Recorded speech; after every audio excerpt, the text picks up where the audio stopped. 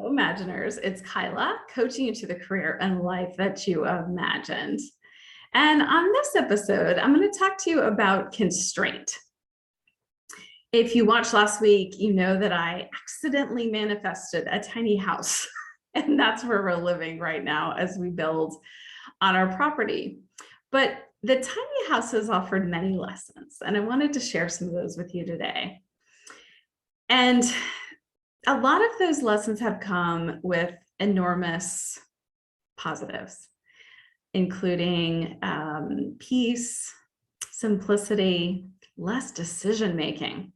It's unbelievable how constraint creates less decision making. So on any given day in our society, we're making thousands of decisions a day. Can you believe that? It is crazy. Thousands of decisions. And so you can imagine by the end of the day, we are exhausted. And this is why in my coaching practice, I use a process for outcomes for your life, a work back plan so that we can create a plan using your highest, best intentions, your higher brain, as we call it. And we can use that as the lens to make the decisions every day. And that helps dramatically reduce the amount of decisions that you're making. But there's decisions that just come with being a human being. And some of those can start to become overwhelming too. And it's been so interesting living in a tiny house because we are constrained by space, as you can imagine. We have 240 square feet in our house. And actually quite a bit of storage. Is actually pretty well appointed when it comes to storage. But it's been so interesting to look at how the space is devoted. And you can tell really quickly when you scan what's most important to me. And that is books. Our tiny house is filled with books because books and learning and continuing to evolve, curate information for you guys is incredibly important to me. It's definitely something that is in my zone of genius. It's something that I love doing, something that I do anyway. And so the significance of items in a tiny place is really interesting, but also the constraint that it creates is really interesting.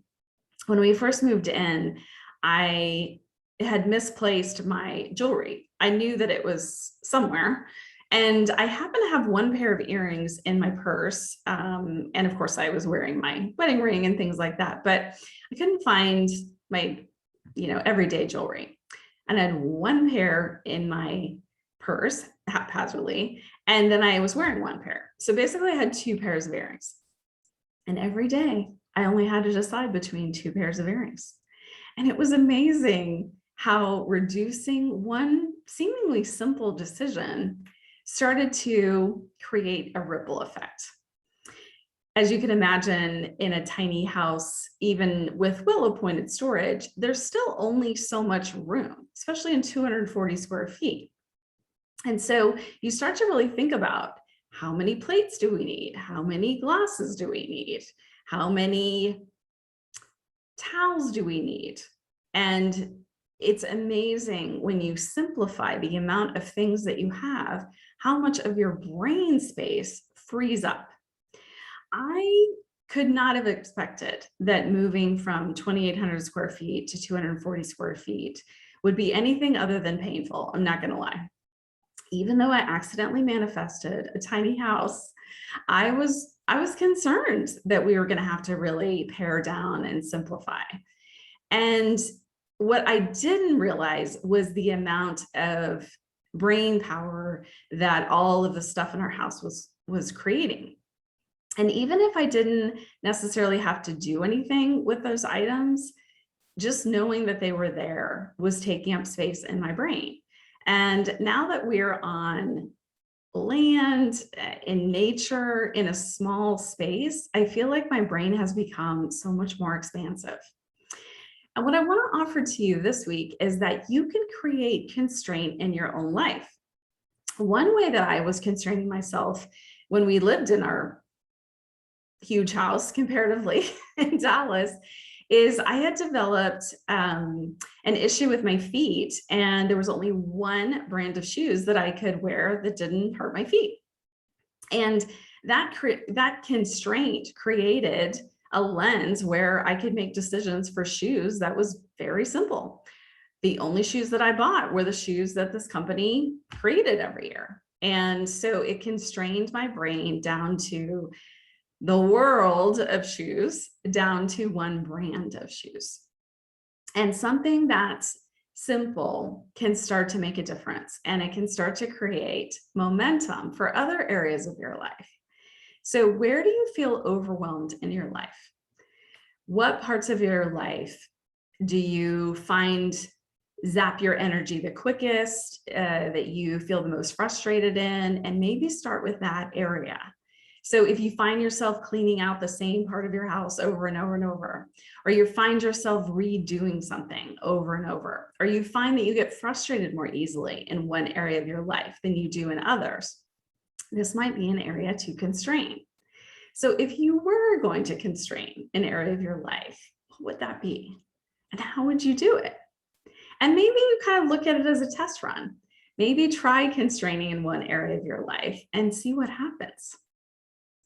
If you are creating a path to the career and life that you imagined, which you probably are if you're watching these videos, I would encourage you to think about what is an area that you are interested in researching more about, learning more about, and then constrain yourself to a couple different options. I'm going to find a podcast, read a book. I'm going to listen to a video, perhaps another one of mine, about creating and living the life that I imagined, and constrain that research to a couple key areas. What are you going to learn more about? What specifically? Not just I'm going to explore, contemplate doing this, but what is an obstacle that continues to come up for you over and over? Is it fear? What is the life that you had up until now mean now?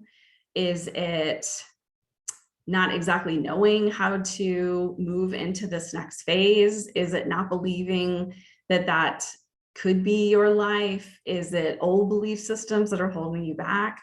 What is one of the main obstacles? And then think about how you could go about constraining the resources or information or learning to find out more about that and to start to work on that.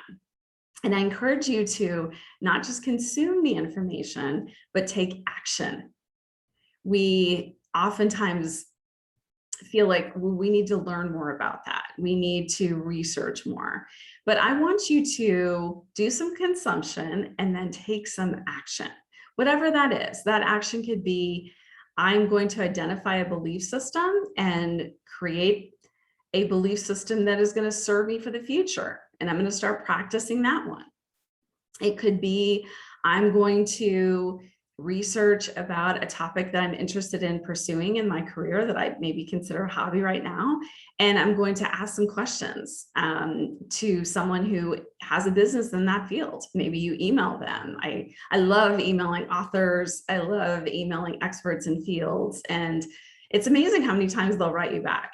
So think about a way that you can constrain to what is one thing that's standing in your way, and then constrain to one way that you're gonna get a little bit of forward motion toward it. If you want to see some more of the expanded constraint that we're going to have, which will be the ultimately the guest house is what we're building right now that we'll live in though for a couple of years. If you'd like to see some behind the scenes photos of that next constraint, 600 square feet, which is going to be a big jump from 240. Sign up for my weekly email at kylamartinconsulting.com under the inspiration tab. There's some great resources there for you to check out as well, including a free consult if you'd like to learn more about the work that I do and maybe constrain yourself to taking some action with me. As always, you know that I'm cheering you on to the career and life that you imagined. Implement a little constraint this week and see what happens. Take care, everyone.